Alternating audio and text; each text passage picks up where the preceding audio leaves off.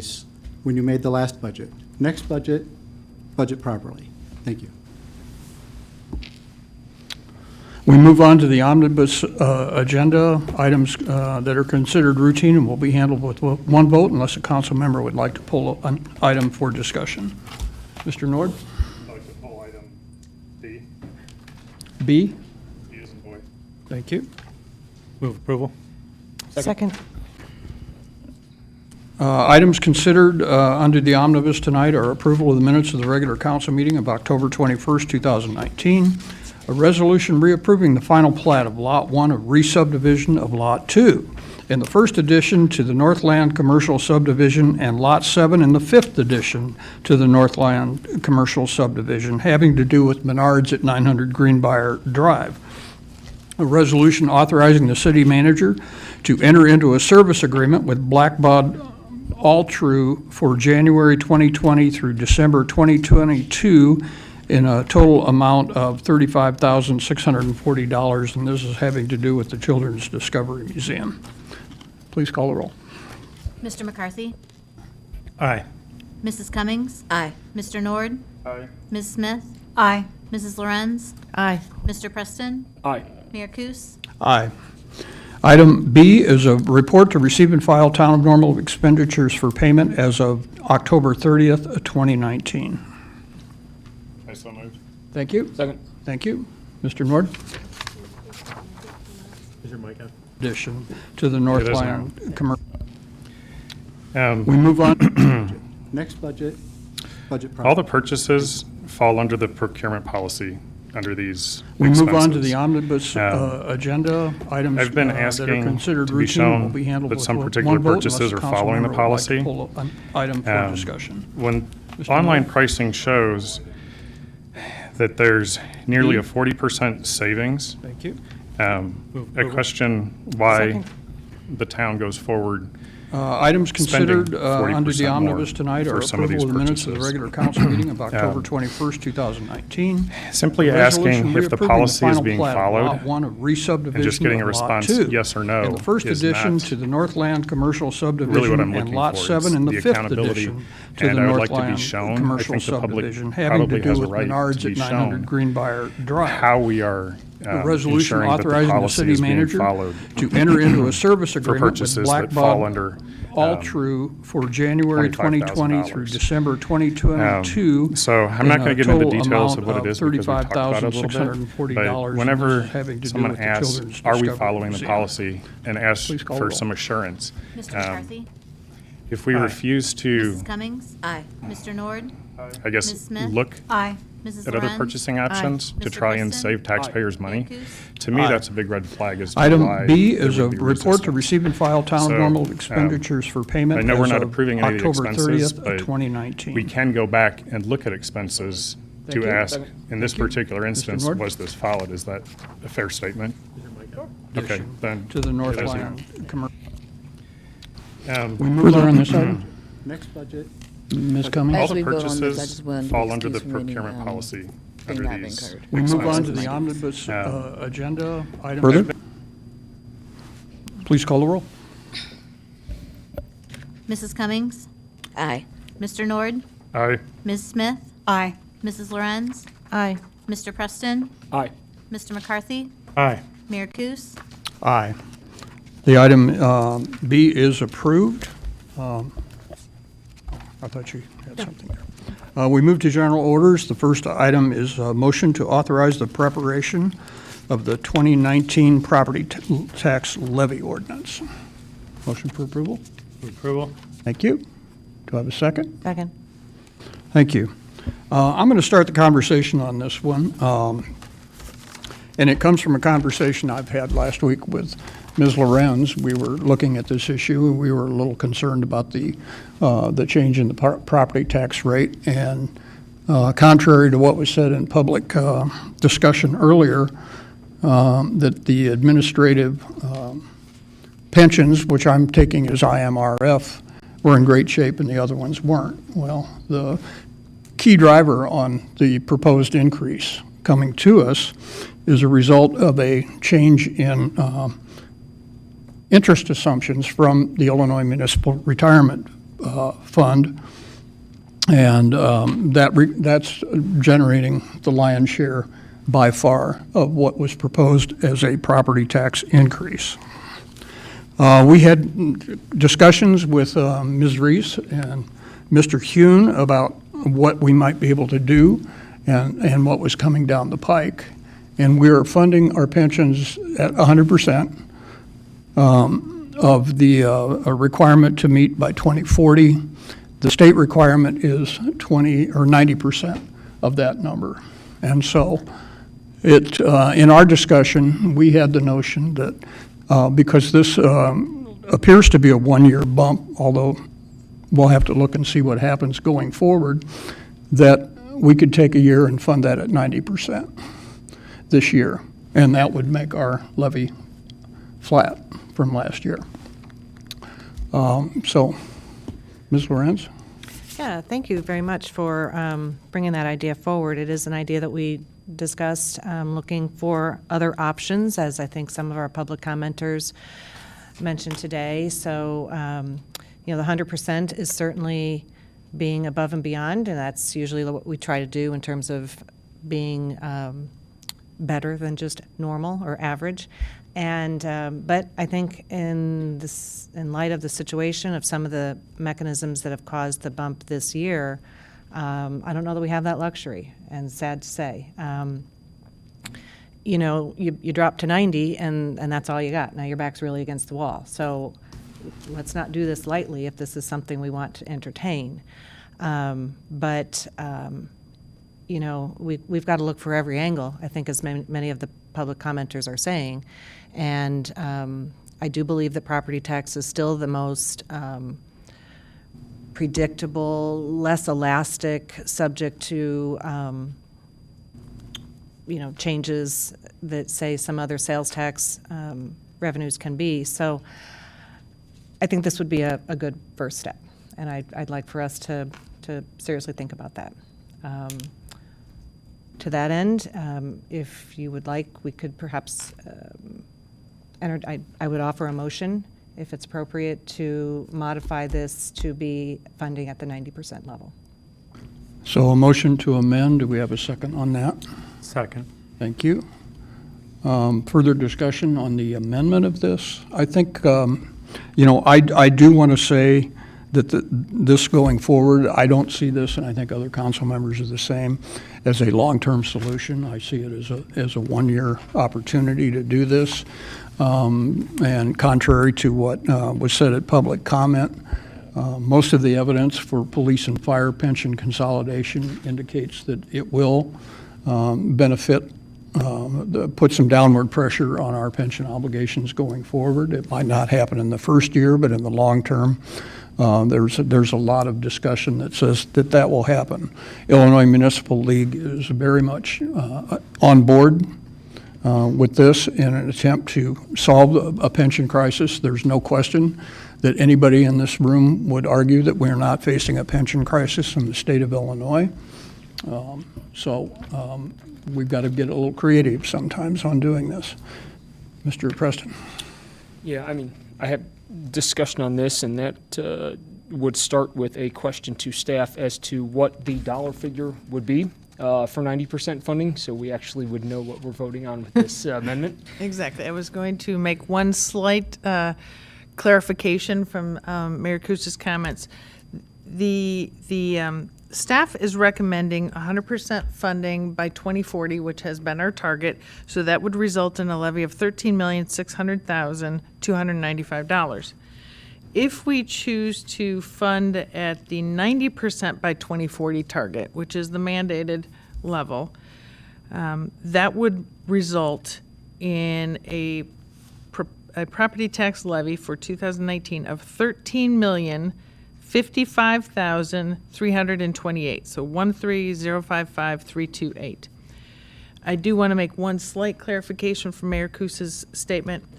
That number is $96,000 more than last year's levy. So it is a very slight increase in the grand scheme of the property tax. And I mean that simply because And I'll explain in a moment. The 2018 levy was $12,958,494.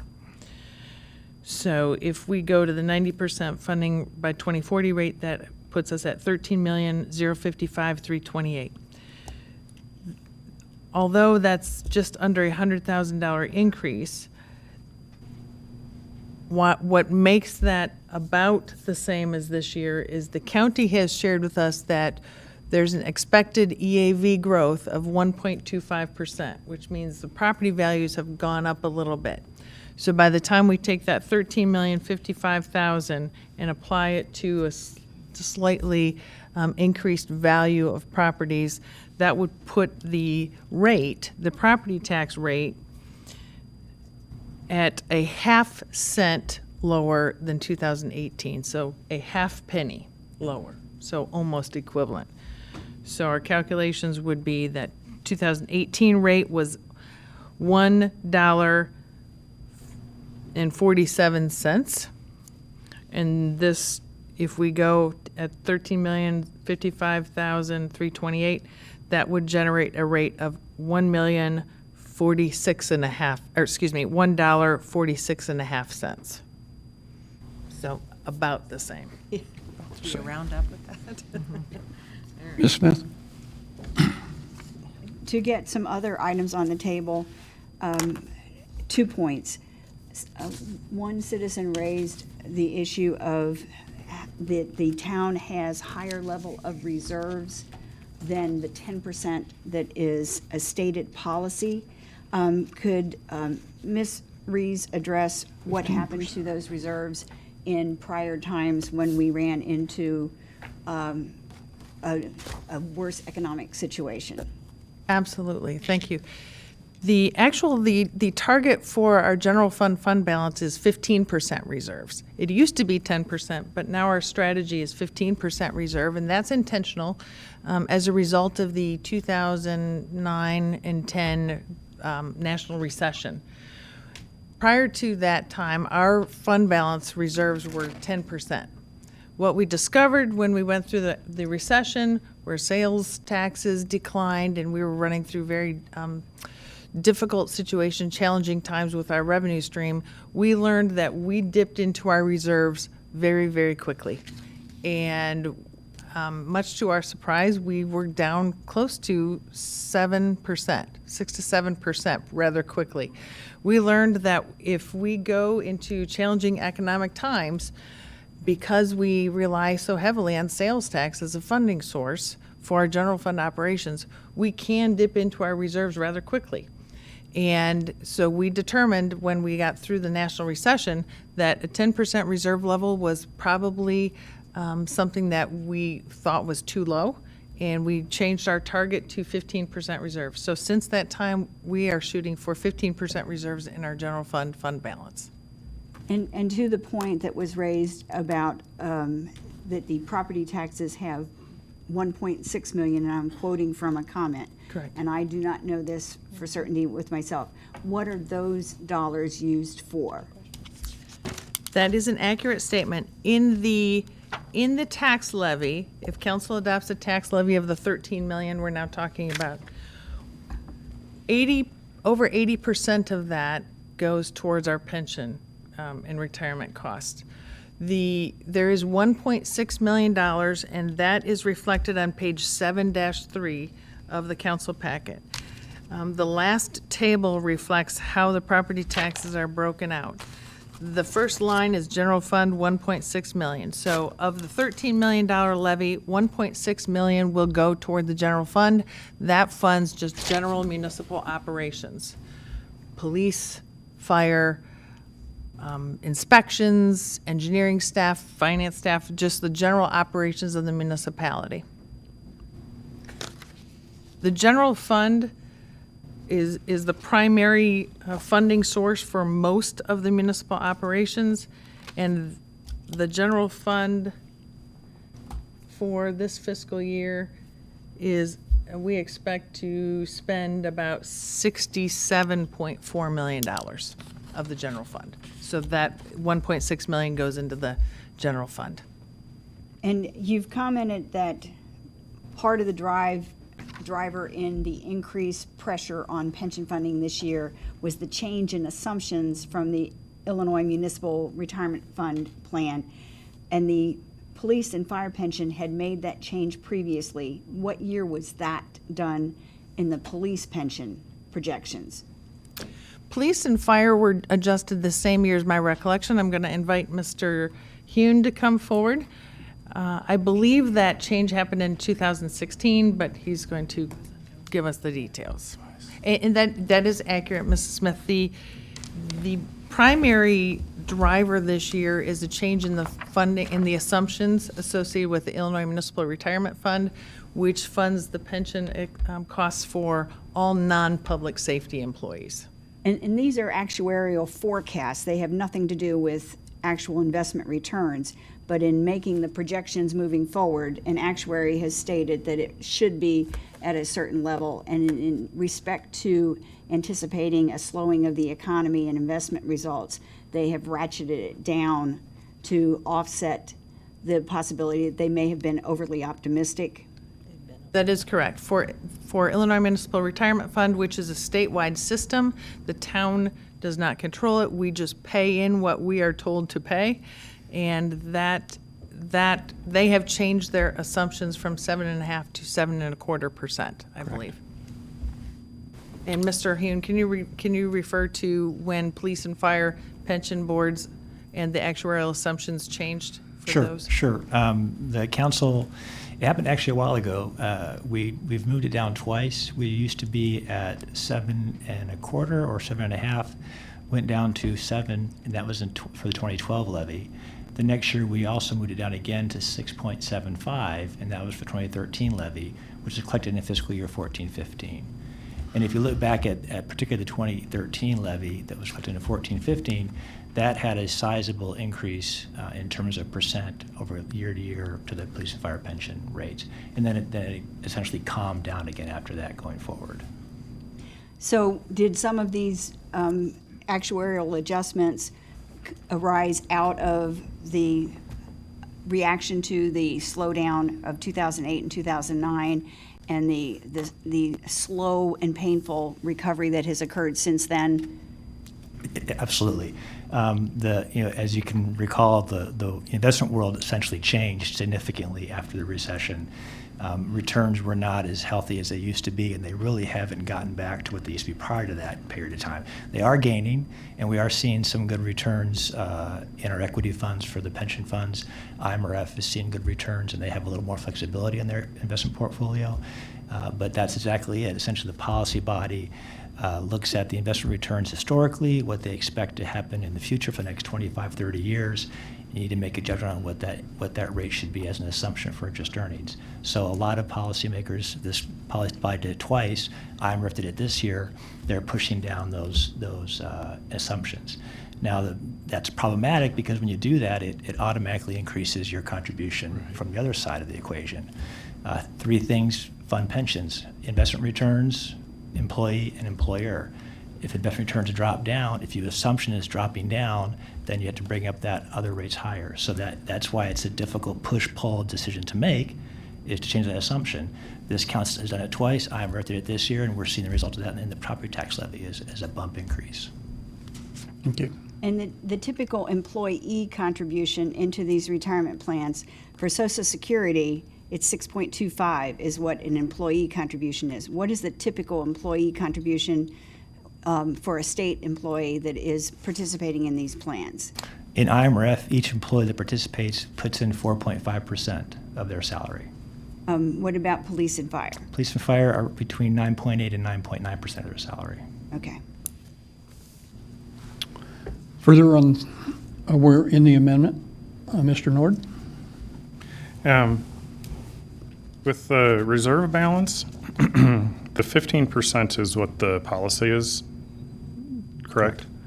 A resident reached out to me and pointed out that the fund balance is 43.7%, that it's much higher than the 15%. Is that accurate? Yes and no. When we look at the 15%, we essentially take the liquidity available in general fund and use that as our basis, because that's really the budgetary spendable fund balance available, is essentially cash. So we want to have 15% cash always in the bank account or in our investment accounts all year long. There's another calculation you can do off the balance sheet from the CAFR, and it typically is a little higher than, I'm not sure if it's 40%. I would need to look at the numbers that your friend or your associate had. But it is higher when you include, because what they typically include is current assets and current liabilities, where they just take a look at current assets, and that's typically a high number. It also includes receivables and things like that, kind of non-cash assets from the budgetary process. So when we say 15%, we essentially mean we have that much cash on hand that's uncommitted. Are we higher than 15%? No. Okay, but in assets that are not as liquid, Correct. there's more of those available. Correct. Now, the 1.6 million that goes to the general fund, is there any rule that says that those funds cannot be used to pay for pensions? Like, can we divert those funds to pay for the pension increase? It's a policy decision on what money goes to pensions and what doesn't. It's been this council's policy to use 1.6 of the levy to support operations, and that's been flat for, I think, at least a decade. But there's no state statute that says you can't use that money for funding pensions. Sure, because when we were here at our last meeting with the refinancing, we were saving a lot of interest that was then going to be used in the general fund. So, that savings then could be there to offset money that we didn't put in there from the property tax. Correct. That savings does translate to a higher position for general fund from our debt service funds. But Mr. Yoon, weren't most of the savings we were going to put in the debt service and project reserve fund? Not Correct. just in the general fund to Right. fund operations, but in a reserve to Right. increase our reserve level for bond payments? Correct. And also that the $129,000, $130,000 of savings, that's the present value now. We haven't received that savings yet. We'll receive it over the lifetime of those bonds, which are like 3 or 4 more years. So we'll get a cash flow savings over a 4 or 5 year period of the $130,000. So it's not all of it right at this moment. Is the payment of this this pension increase, is that all coming out of one payment, or is that over a period of a year? I'm not sure if I understand the I question. think apologize. We make one payment, or I is think it's it- 2 payments. When we receive the property tax payment from the county, then we pay that into the pension fund. How far out is that? We receive we do the assessment now. It'll be billed in April, May. We'll receive the property tax in June 1st and September 1st. So the money that is essentially being requested to be levied, or what's ultimately approved, is kind of divided into 2 payments from the property taxpayers into the county treasurer funds. Then they pass that money to us, and we forward it onto the treasury to our account for the pension funds. And we receive that once a year from the county? We get payments almost monthly, but typically the property tax comes in when it's due on the June 1st and September 1st. That's when the bulk of it comes in. Okay, so if we weren't to increase the property tax levy by this 600,000, we've got 6 months to come up with half of it through savings in other places within the budget, and then 12 months to come up with the other half. Theoretically, in the entire fiscal year, we would have to create that $600,000 sometime during the year, correct? We have enough Okay. cash flow to manage that. So anywhere we can cut cost is going to help pay these pension obligations. Correct. Okay, thank you. Mr. McCarthy? Thanks. I say this every year at this time. I promised last year, I'd say it this year, and I'll say it next year. I am not in favor of kicking any cans down any roads like the state of Illinois has. We've tried a variety of strategies of funding pensions on creative strategies over the years, at least I'll limit it to the 7 years that I've been on this council. I was on this council for that. So I believe as Mr. Bush put it, some of our things have been fairly stable for quite a long time.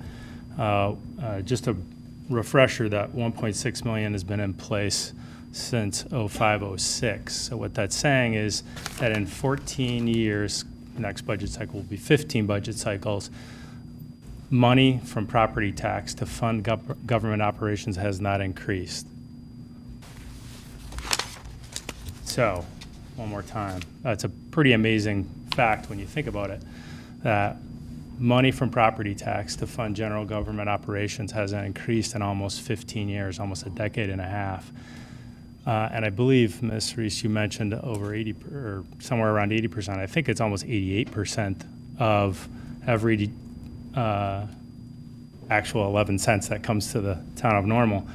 88% of that actually goes to fund pensions. So very, very little of it actually funds the town operations. When you think about some of the things that Ms. Reese mentioned, and many more, it's a very small amount going to fund a whole lot of operations from the property tax. I don't support changing that policy. I think that we should not increase or change the policy of 88 to 90% of property tax revenue funding pensions, unless we have some drastics, and realizing we may. I've said in the past, I'm pretty ardent about the 100%. Things happen, and I just as soon be more responsible than less. If there's a crisis where we actually need to pull back, I'm not sure that this is one of them, although I will support a one-year hiatus.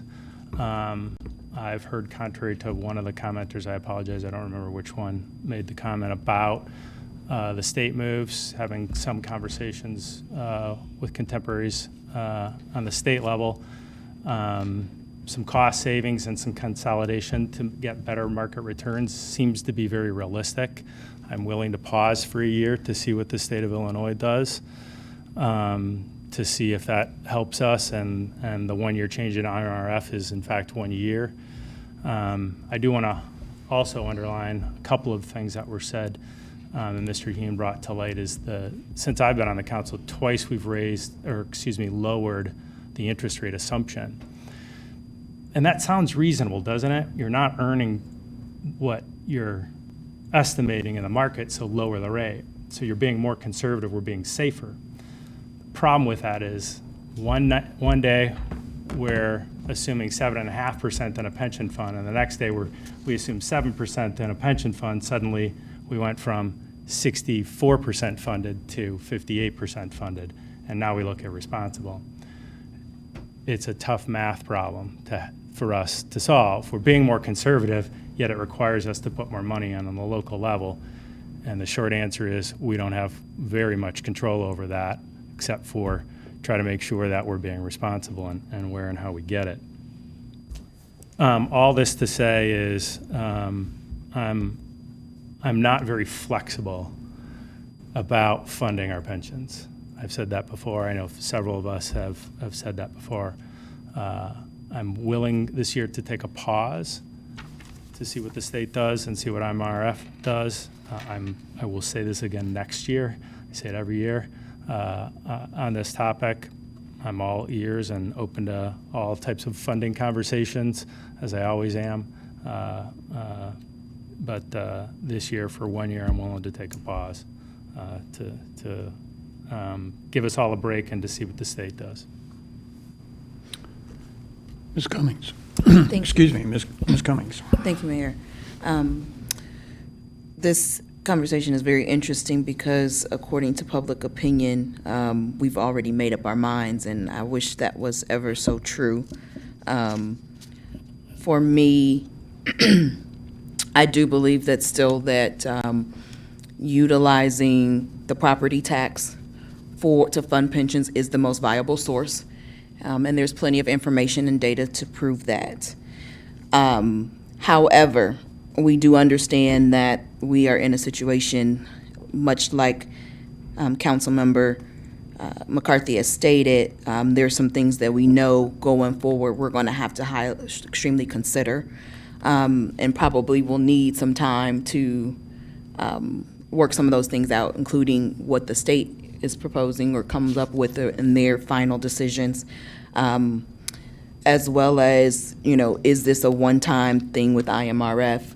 And so there's just a lot of, there's a lot of uncertainties we're currently seeing. And so with that, it does give us some pause, but it also puts us in a position, because we have been so responsible and we want to continue to be responsible, it does give us an opportunity to go back to the drawing board and rethink some things and ask some additional questions.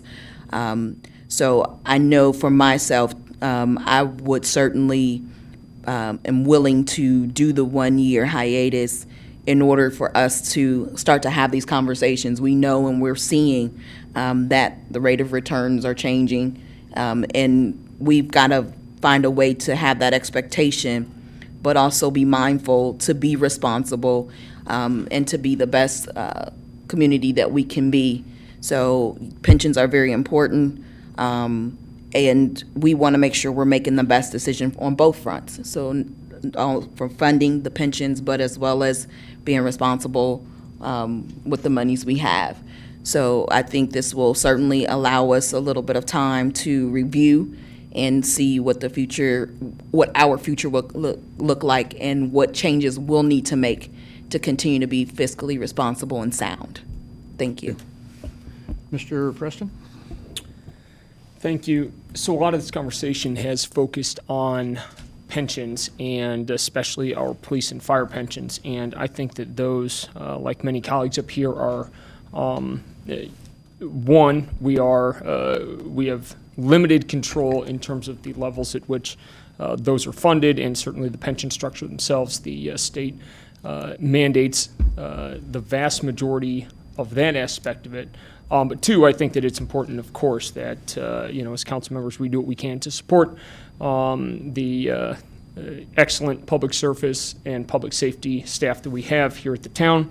That said, I want to make sure that not getting lost in the conversation is the other end of this equation, and that is that while funding pensions is also important, what we're talking about technically is our property tax levy and how much the constituents of Normal are paying, for the homeowners and property owners of Normal are paying on their property tax bill, and making sure that that piece of this does not get lost in the conversation is important to me. And so if this amendment, if I understand correctly, would pretty much keep our tax rate the same as last year. Technically, it's a half cent less, so it's a half cent less.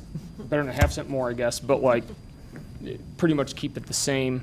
That, on that side of the equation, I feel good about the fact that we are not continually raising, that this, we are not raising property taxes and raising the property tax rate, in effect, up here for the people of Normal. Mr. Nord? If I understand the proposal that we're going to be doing, we are going to be increasing taxes by $96,000. Is that right? We would be setting, council, based on the staff's recommendation, council would be setting a levy or directing staff to set the levy. We would come back the first meeting in December for council to approve that. But the levy we would be setting at council's direction would be 96, just under 100,000 higher than last year. How it plays out, though, to a taxpayer, based on the assumptions from the county when they tell us that property values have increased in general 1.25%. That's the estimate. So that would play out for taxpayers that the rate they're paying would be a half cent less than last year. I think we're so close. I would love to see in the news that we lowered our taxes, because that would be something that's probably not going to be common in Illinois. And I think for $96,000, we've got so many options. Over the course of a year, every 6 months, we just have to look to save $300,000. And then what we'll have is a whole year of being able to say, we lowered our property taxes. One of the few people, or one of the few towns in Illinois that might be able to do that. Some members of the public had mentioned some things that we could save. Zagster, that's coming up. You know, there's some money there that possibly we can save. The underpass, rent for some of the town properties. I spoke with one of the gentlemen, or one of the folks that are renting, you know, and I'm sure that they've already reached out to you, Pam. So that might be something that's going to help, and hopefully the other renters will do the same thing, reach out, and we'll have that revenue coming in. There's property tax bills that we were paying on property that we shouldn't have been paying. Once we turn in that paperwork to stop paying those property taxes, that frees up that money. There's unused property that the town has.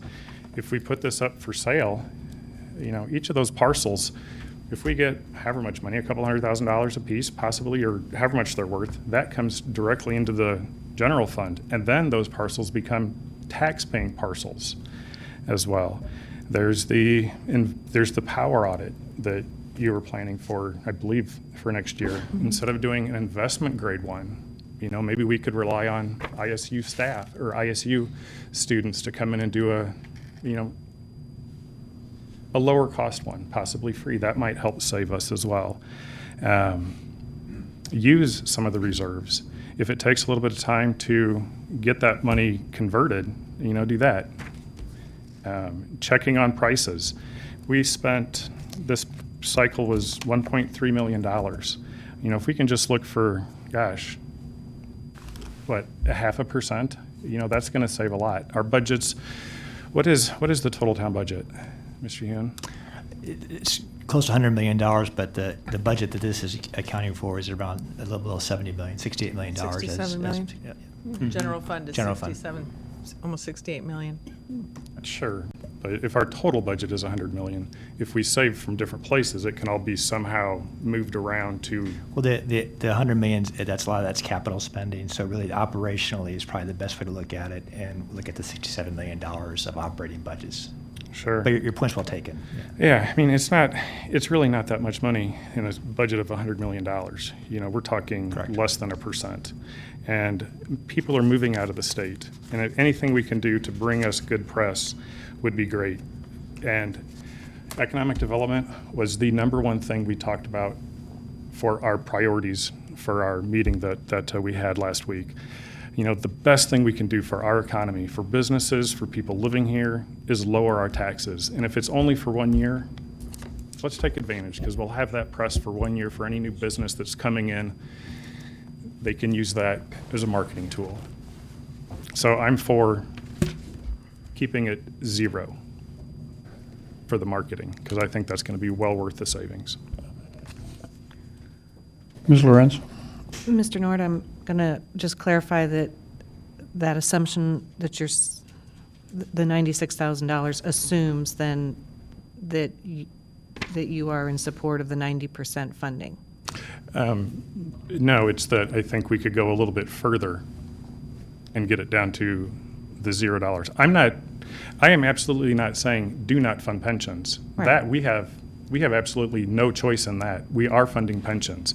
It's just where that money comes from. Is it coming from, are we going to ask the taxpayers to pay more money, or are we going to try getting it from savings elsewhere, or selling some unused town assets? There's properties out there that we've tried selling before that things have fallen through the cracks and they're just not being used.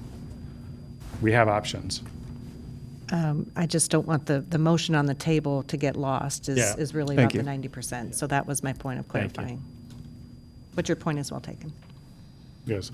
I would recommend that we change the motion or vote that one down and do another motion for, That would require a $0. change from the motion maker in the second. Does the motion maker want to change the motion? I do not. So we're at a 90% recommendation for, I think the general feeling is that's 1 year at a hiatus type of approach on that.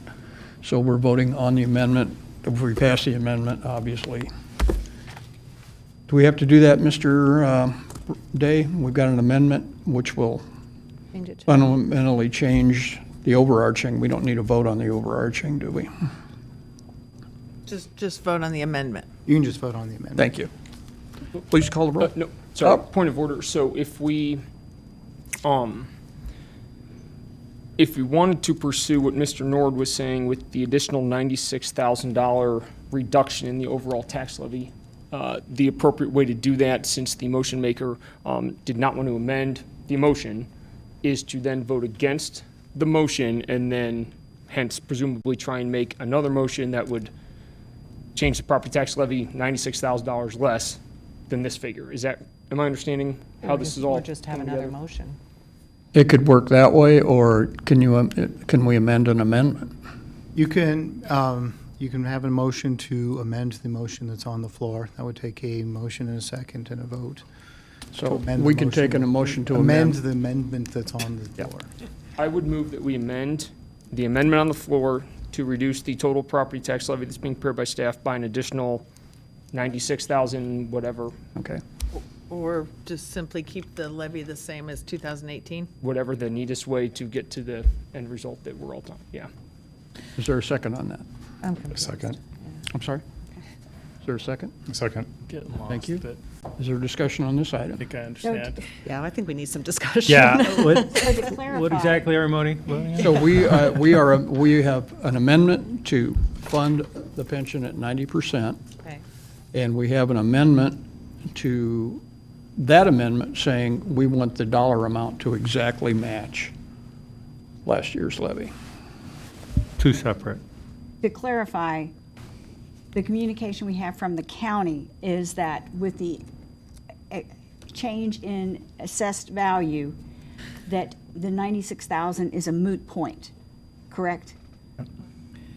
I'll let From the rate. Mr. Henry respond to that. The rate would be the same. The rate is the same, so there would be no increase.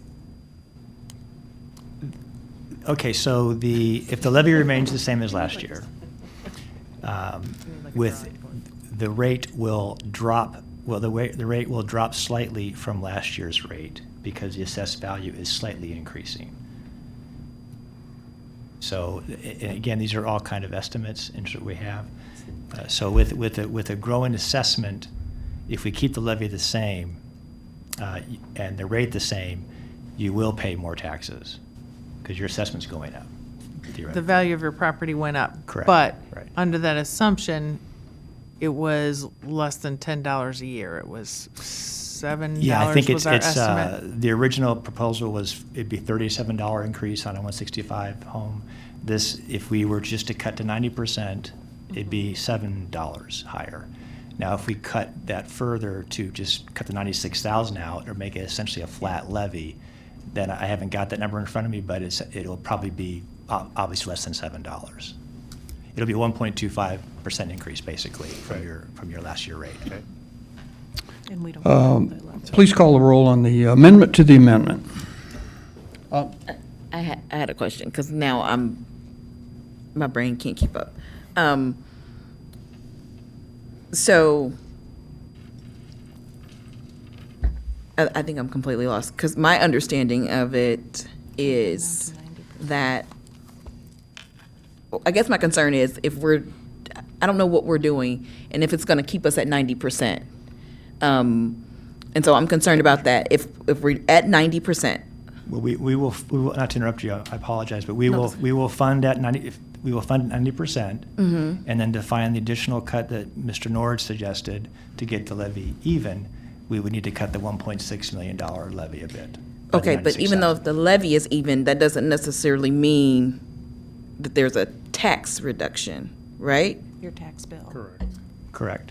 Because your Okay, EAV. so I'm nervous about that, because my understanding is just because a levy's even or balanced doesn't necessarily mean, Your you bill. get what I'm saying? Right. So walk me through, Oh, no. Sure. because at first I understood, and then with all these amendments now, it's not making sense to me anymore. If we keep the levy the same, let's say you have a $165,000 house today. If we keep the levy the same and the assessed value does not grow, then you will pay exactly the same thing you paid last year. If the assessed value grows, to keep the levy the same, we're decreasing the rate.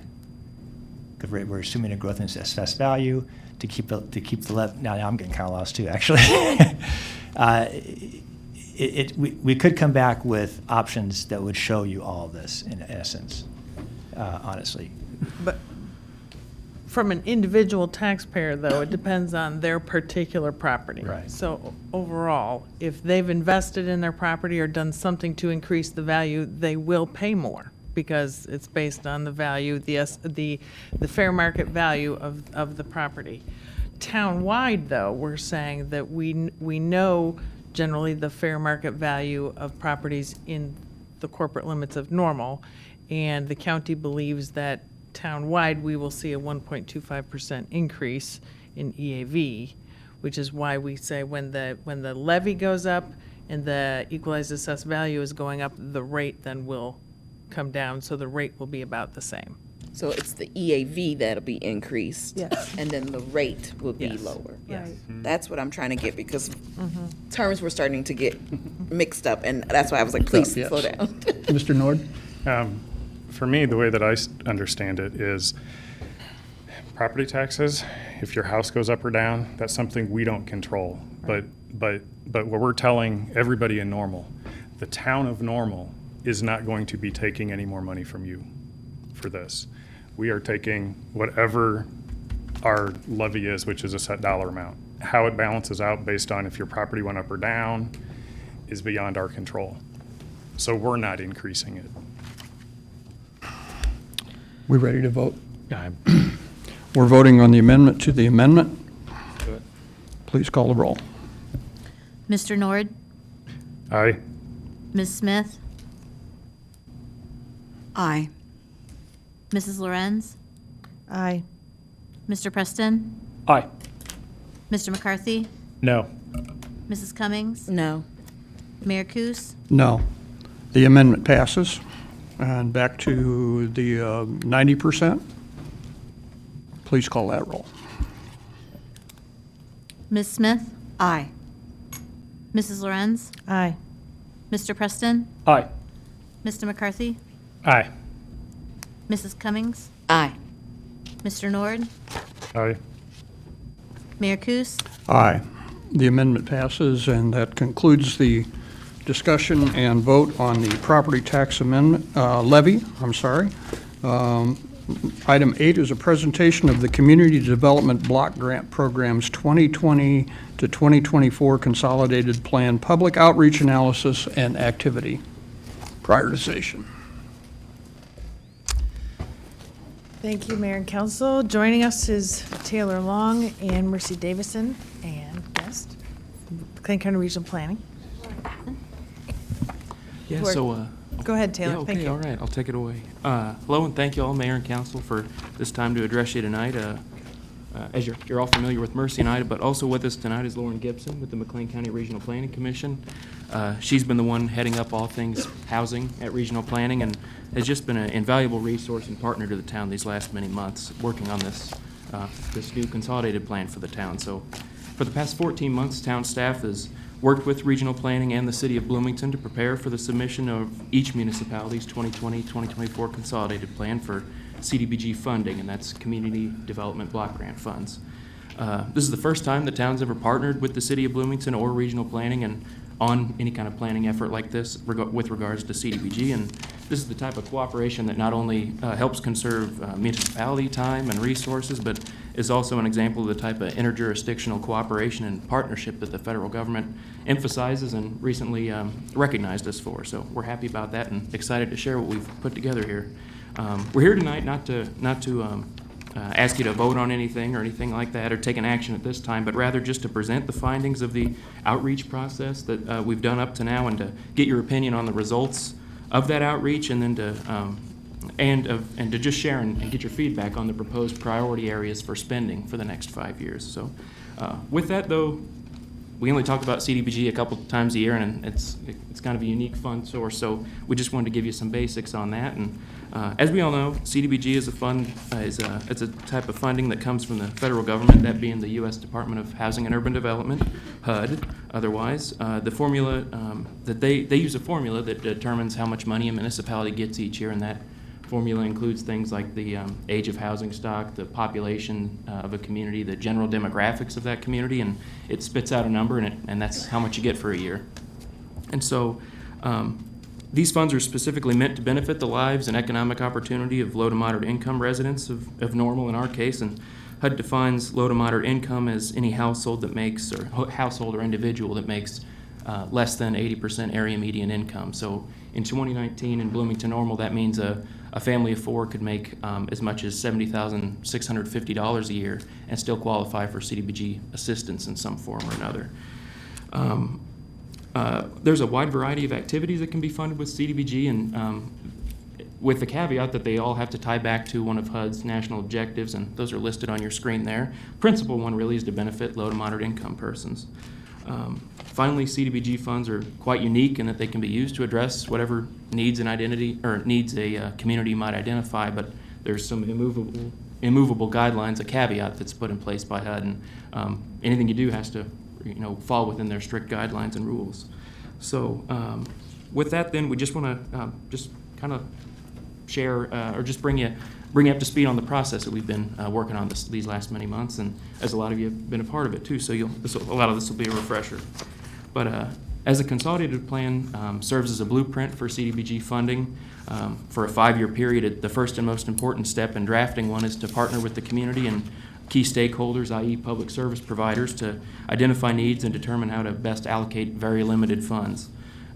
Back in December 2018, Council will remember that you approved a citizen participation plan for the CDBG program, and the City of Bloomington approved an identical plan at that time to put us all on the same track in working with regional planning, and that was largely drafted by regional planning as well. Our outreach process involved 2 surveys principally, a stakeholder survey and a citizen survey. The stakeholder survey was available for about 2 months and brought in 29 responses, and then based off the responses we got from that survey, we broke the group, the public service providers, into 5 different focus groups, focused on the 5 particularly important issues that were identified out of the survey, and those ended up being homelessness, housing programs, health, services and facilities, and infrastructure. During the same period, but running longer, we had our citizen survey. That survey was available in both paper and online versions in 3 different languages. It was nice, we got to partner with folks at the Unity Community Center and I believe in Bloomington for translation of those surveys in French and Spanish. There were a total of 19 Dropbox locations where folks could submit their paper surveys, and 9 of those were in Normal. Just to give you an idea of the scope of our outreach, there were more than 90 hours of staff time that was dedicated toward this, and a lot of that outside normal working hours, and a lot of it, majority of it, by Lauren. And additionally, then, it included attendance at over 30 Bloomington Normal area events for promoting the survey. There was email, social, and print media promotion that was done, and it was quite a large effort. And in the end, it ended up yielding 1,210 responses for Bloomington Normal. 430 of those were from Normal residents, Normal respondents, and you look at that, and Bloomington had about 770 some respondents. We had 430.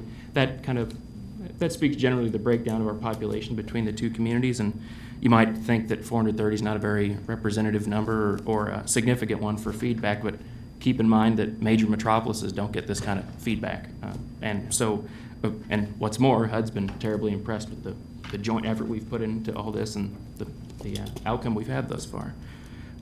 Lastly, then, each municipality held a public meeting. Ours was in late July, where we asked folks to come in and comment on the early results of the citizen survey and just drill in and be a little more specific about the priorities for funding that they'd like to see. And so with that, we'll move on to results. And I'm not going to dwell too long on this slide and the following one, because this is just an infographic that tells you about the demographics of respondents, but and you have that in much greater detail in the survey analysis documents that were included in your packet. But we were happy to see that this generally These demographics generally reflect the makeup of our community, just broadly speaking. And in summary, normal respondents are lost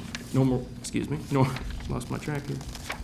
Normal respondents were, for the most part, long-term residents, mostly non-Hispanic and white individuals, predominantly female, 25 years or older, educated. 90% of them had some college or a higher level of education.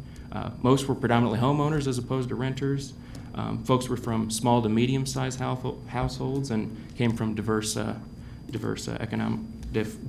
income levels.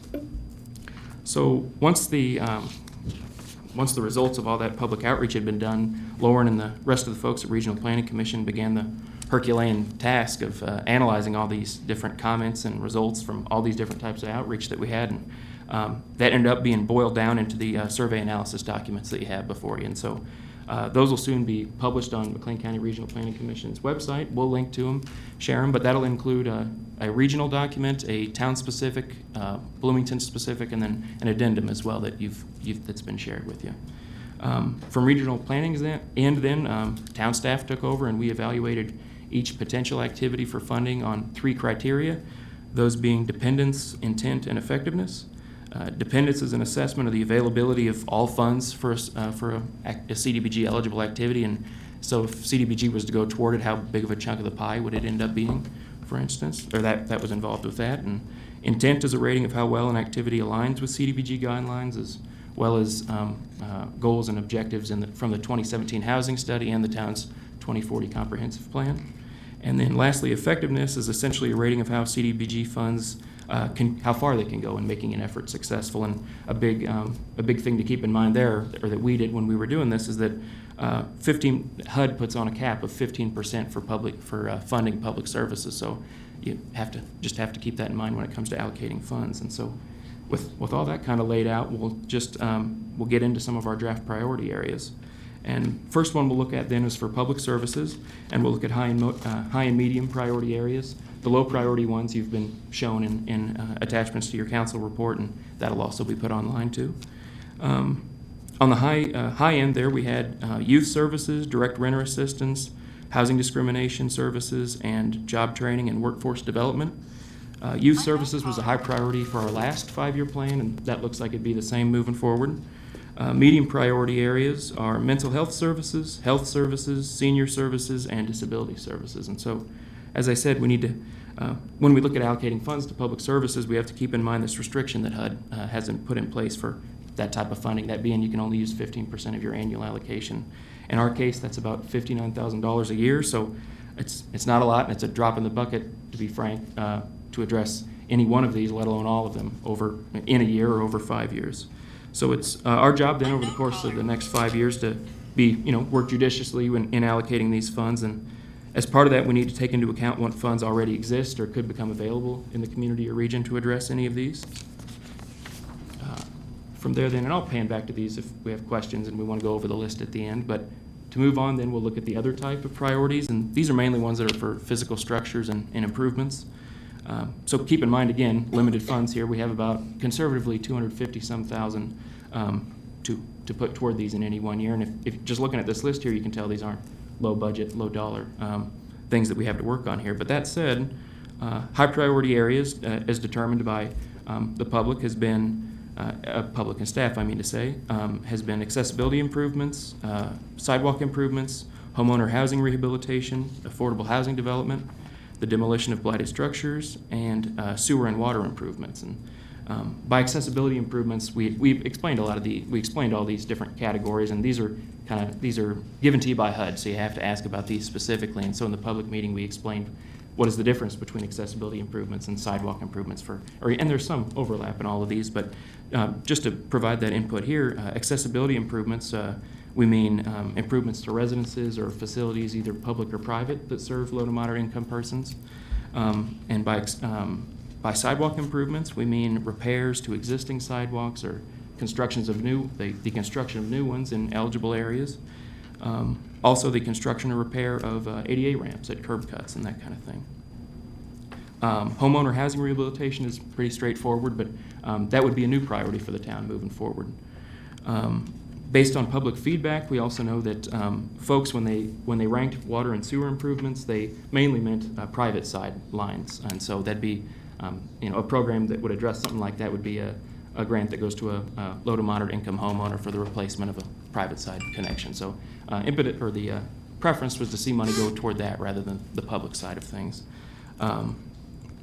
Additionally, then, affordable housing development is always a top priority for HUD. And ironically, though, you can't use CDBG funds for new construction, generally speaking. So a way a municipality tends or tries to help using CDBG is to acquire a lot or clear it and then donate it to a third party for the construction of affordable housing. And that's something that the town and city of Bloomington and tons of municipalities do.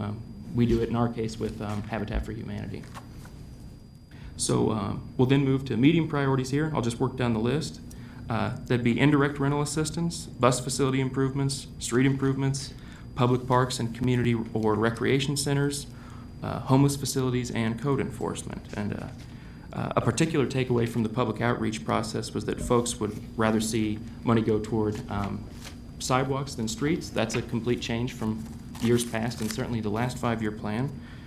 Additionally, the focus group that was formed to talk about homelessness and that was composed of groups like PATH and Home Sweet Home Ministries and Mid-Central Community Action. They stressed that more emphasis and funding should be put toward programs that keep folks in homes, persons at risk of homelessness in homes rather than new homeless facilities. And stakeholders in that group found that proactive efforts like that keep folks in their homes is much more in line with the goals of CDBG, and that I'd have to agree with that. Knowing, just to step back then, considering all these priorities I've rattled off quickly, knowing all these priority activities, it's important to keep in mind just some following realities, and that's that not all activities must or certainly could be funded in any 1 year or over 5 years. Additionally, by carrying out programs that help keep people in safe, sanitary, and affordable housing, we're able to indirectly support things like mental and general health services that would otherwise be capped as a public service through the use of these funds. And finally, we know that any one program can benefit multiple at-risk or otherwise challenged individuals or families. So, for instance, sidewalks or accessibility improvements will not only benefit folks with disabilities, but also the elderly and youth generally. Excuse me. Yeah, sure. Before you go on from the slide, I've got a couple of questions, if you don't mind. Yeah. With like water, sewer, and street improvements, those are more things that you would think like the municipality would just normally maintain. Does HUD have a restriction as to how much can go towards those types of things versus things that directly help people, that are having problems living in their homes or, Sure. being able to afford things like that? Sure. No, it's unique in that the answer that work to a short answer here is no. It's based on what the way the town has spent the money in years past has been that because that was a priority that was identified by folks, and that being streets. You think about that. That's a big ticket item there, and that's something that persons that were surveyed at the time determined to be worthwhile use of CDBG. So there's no cap in a sense. The only cap that's in place, there are two. One is for public services, that 15% I described. The other one is a 20% cap on administrative costs. So that's for the town, that'd be about 70, almost 80 some $1,000s a year, and we never in any records I've looked back and just knowing how things operate now, we've never dedicated that much or used up that much administration money. That'd be they let it go higher to an amount like that. So some municipalities fund a person that does solely CDBG with CDBG, and that's okay in HUD's eyes. But that's the other cap that's in place. But no, not on infrastructure. Okay, then one other question for the bus facility improvements and like sidewalks. With our transit system, they're going through a process trying to improve the ADA accessibility. Mm-hmm. Will HUD allow us, if we want to kind of speed that process up, to maybe, I don't know if loan's the right word, but give the money sooner than when HUD actually gives it to us, so that way they can start the process and then repay back whatever fund it was that we borrowed it from? Does that make sense what I'm asking? I think so, and I think the answer is really no, and for the same reason we're not able to give, it's unfortunate working with PATH and the Unity Community Center, we're not able to, their program, say our program year starts April, they'd like to get going right away because they have programs going on, but unfortunately the way it's worked many years past with the federal government is that funds are delayed in getting to us, and we don't want to extend ourselves, and you're not supposed to. We don't want to be giving money out before we have it, so Okay. that's unfortunate, yeah, I suppose. Thank you. Yeah. So I'll pan back to these if we have more specific questions, but where do we go from here then? Next steps, town staff's right now in the process of drafting the consolidated plan, and we'll be developing plans and activities that can address the priorities we outlined here. And on December 2nd, we'll come back to you with, Yes, yeah. On December 2nd, we'll come back to you with draft plans, one for the 5-year plan, one for the first year of that 5-year plan, that being the one for program year 2020, 2021. That next morning, then, we'll start a 40-day comment period. HUD requires that you have one that's 30 days long, but with the holidays in December, we decided to tack on an extra 10. We had that cushion, and we just want to get as much feedback as possible, of course. During this period, all members of the public are encouraged to provide final input on the plans. Those will become public on December 2nd, and then we'll have 40 days to be talking about them. During this period, again, we'll be promoting and trying to get folks to provide input in any way they'd like. That can be emails to me, calls to just any way you'd get it in touch with the town. You can get forwarded to the right person. We'll hold, within that 40-day comment period, we'll hold a public hearing on December 17th at the Normal Public Library. It's been a great partnership holding these public hearings there rather than, nervously in front of the dais here. So we look forward to doing that again with them. We'll take a first hour and talk about the consolidated plan, and then the second hour to talk about the first year's action plan. The comment period will end on January 1st. Between then and January 20th, when we come back to you with the final drafts, we'll incorporate any comments that we get from the public or you, and make any changes based off those. And December 15th, the plan must be submitted to HUD, and that's a hard deadline that's immovable. And then on April 1st, our program year will begin, and that's when you'll see these programs that we outlined, that you approved, start working out in the field. With that, then, I just want to thank you for your time.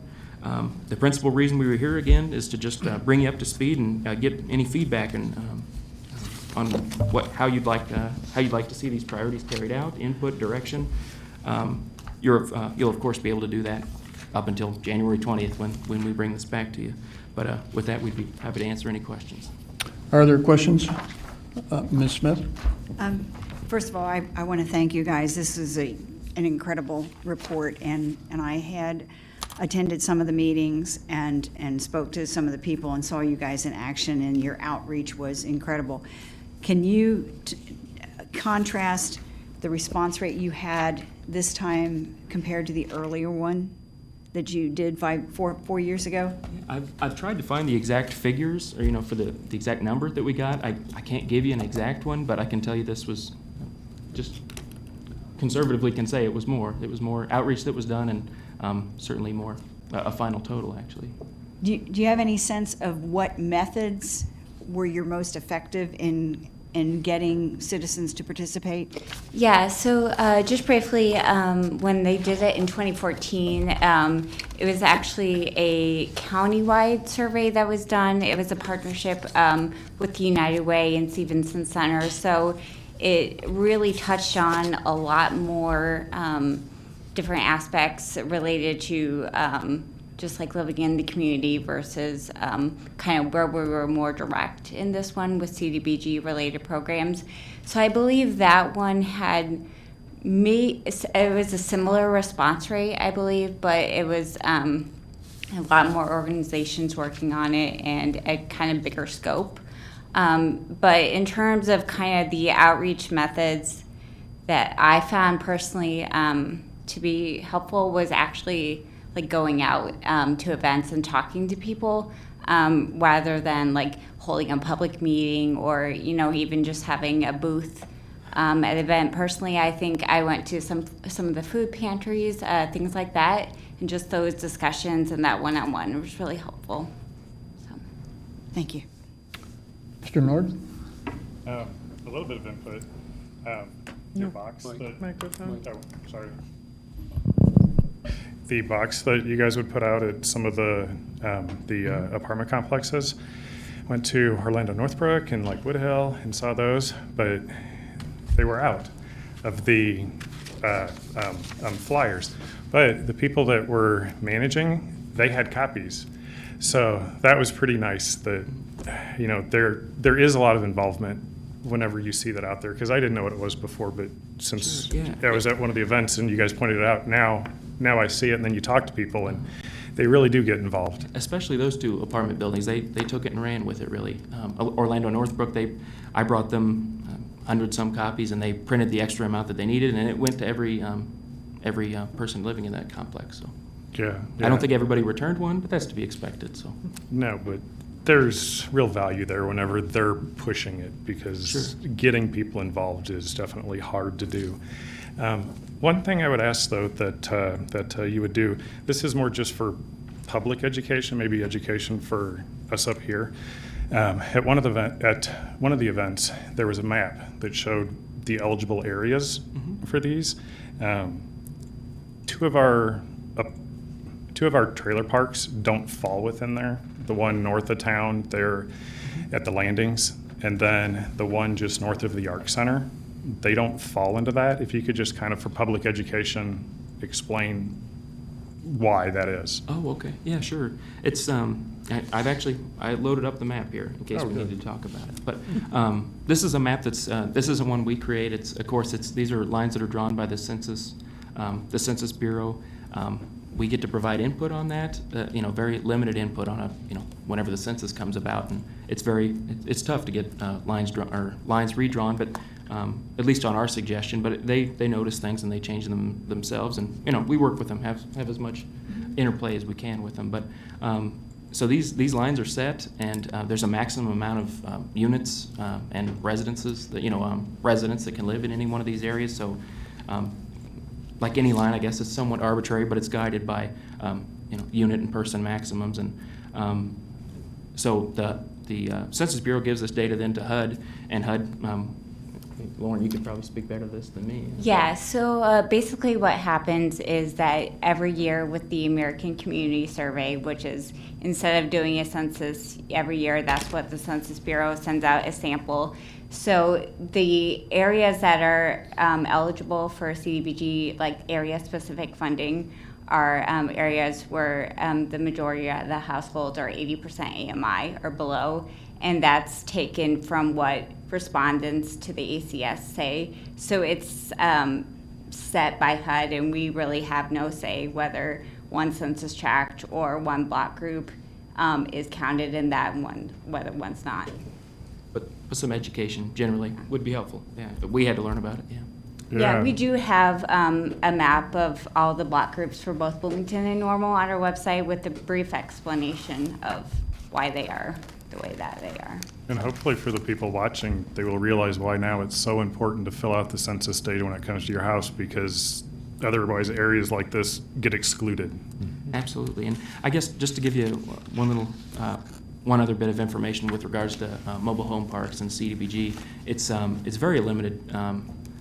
In fact, I haven't been able to find a good example of, really any example of CDBG going toward mobile home parks. And I think it's the case that there's a program called Home that's administered by HUD, and I think that's the one where if a municipality has administers that program in addition to CDBG, they're able to address mobile home parks. But CDBG, unfortunately, in that instance, can't reach far enough, I guess. Taylor, thank you. Thank you all. It was a very, very detailed report. Thank you. We'll move forward with it. Great work. Thank you. Item 9, new business, a motion to approve appointments to fill vacancies on the Children's Discovery Museum Foundation Board and the Planning Commission. Move Please. approval. Second. Thank you. Please call the roll. Mrs. Lorenz? Aye. Mr. Preston? Aye. Mr. McCarthy? Aye. Mrs. Cummings? Aye. Mr. Nord? Aye. Ms. Smith? Aye. Mayor Kus? Aye. The appointments are approved. Mr. McCarthy, if you would read those. I'd be happy to. We have 2 appointments tonight. First, we have Mr. Samuel Gray. He's an attorney at State Farm in the legal department. Graduate of Stanford University Law and Brigham Young University. moved here from Boston, Massachusetts in 2017, and says that the Children's Discovery Museum was one of his first stops when he was in the community, and they're regular annual members. Mr. Gray will fill an empty seat on the Children's Discovery Museum Foundation Board, filling a term that's set to end on June 30th, 2020. Then we also have an appointment for Mr. Tejas Johnny. He's been working at State Farm for nearly 16 years. If you've been involved in young people development or some other nonprofits in the community, you'll know Tejas. He's been very active in Normal, lots of nonprofits and educational institutions. He's very passionate about developing young leaders and fundraising and marketing the value of nonprofits in the region. He was awarded the 20 Under 40 Award in 2015 for his community involvement and volunteer efforts. He will fill a vacancy on the Planning Commission with a term that expires March 31st, 2021. Thank you. Before taking a motion for adjournment, are there comments or concerns? Mr. Nord. I just have one. In going through the research for tonight, I came across an interesting ethics code. At the end, I'll tell you who it's for, but it's pretty interesting and it's relevant for most of the people here. So I'll read some things from it. The members of the Board of Trustees and staff hold the highest position of trust because they are the stewards of assets. They are also the persons who, by their mere position, are required to exercise diligence and prudence. Their duties require attention to fiduciary standards, guiding principles. Service to the beneficiaries is the primary function of the Board of Trustees and staff. The Board of Trustees and staff are ultimately responsible. In those situations where the law is not clear, the best interest of beneficiaries must be served. Efficient and effective administration and investment management is a basic to blank. Shouldn't have read that one. Safeguarding the trust is paramount. Service demands fulfilling fiduciary responsibilities.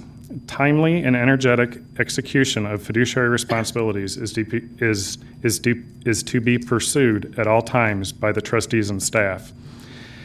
Service to the participants is the primary function of the Board of Trustees and staff. Balancing the real needs versus the perceived needs is crucial to the function of trustees and staff. Participants rely and expect trustees and staff to act with integrity, objectivity, and due care.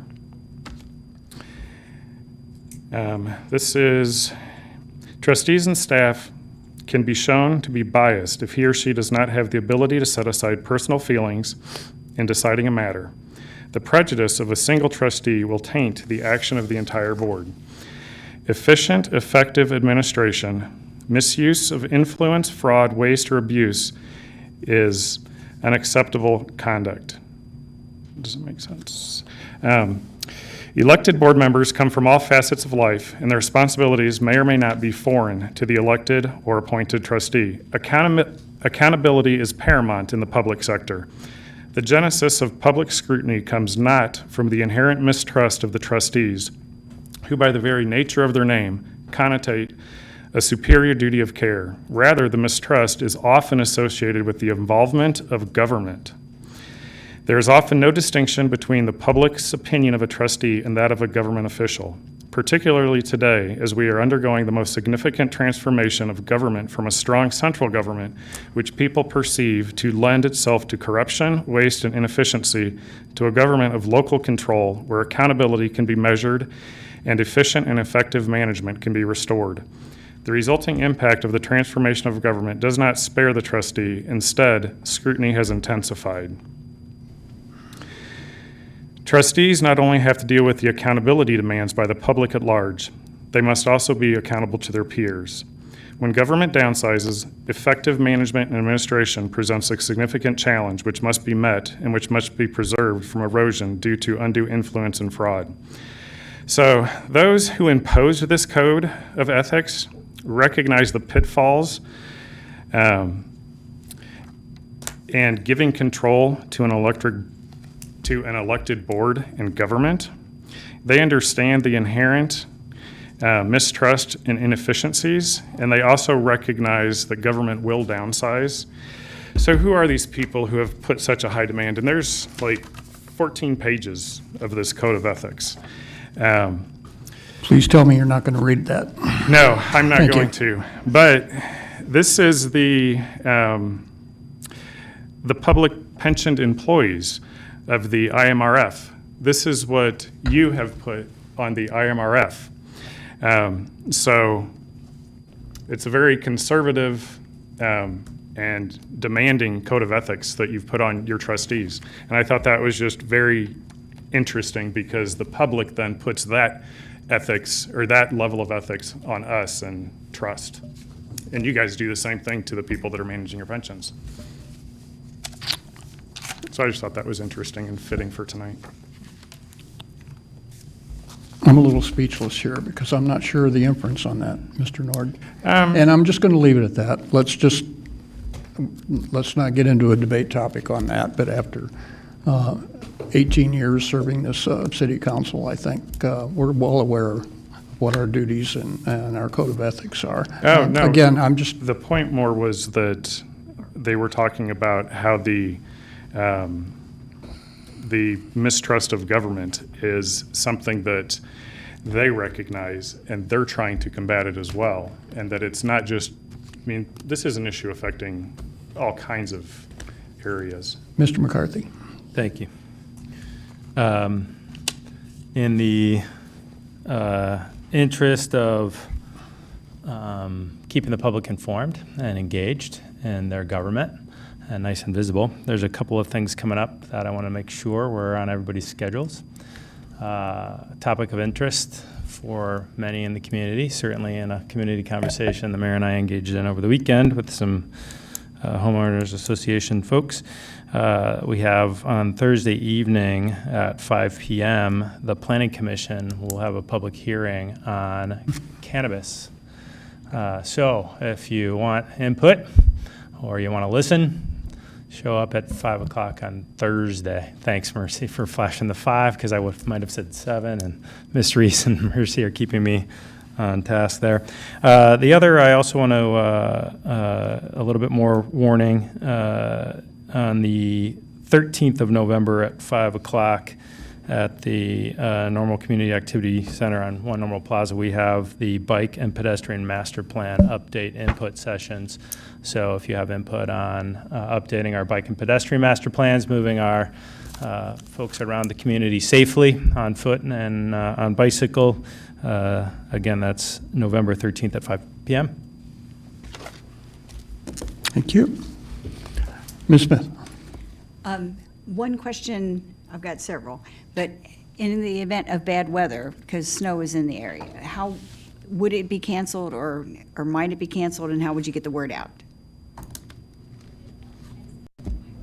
In regard to the bike ped plan? No, not that. I mean, people can walk. The hearings on the... The planning commission? Yes. I can't imagine that we would cancel that unless we were having some massive ice storm or something.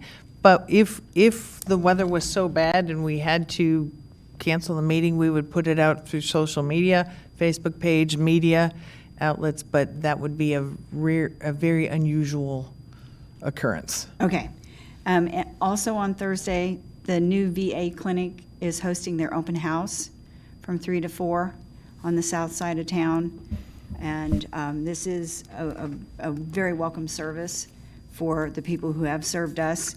But in a separate note, springing off of the example set by our planning department and outreach, Scott Preston and I will be at the dress-up movies this Saturday as a variation on the Coffee with Council. You can chat with us before and after the movie, and we encourage you to bring your families to that, but we'll make ourselves available for anyone who wishes to bend our ears and share information or ideas with us. Maybe not dressed up, though. I'm not coming if you don't dress up. Your loss. Motion for adjournment. So moved. Second. Please call the roll. Mr. Preston? Aye. Mr. McCarthy? Aye. Mrs. Cummings? Aye. Mr. Nord? Aye. Ms. Smith? Aye. Mrs. Lorenz? Aye. Mayor Kus? Aye. We are adjourned.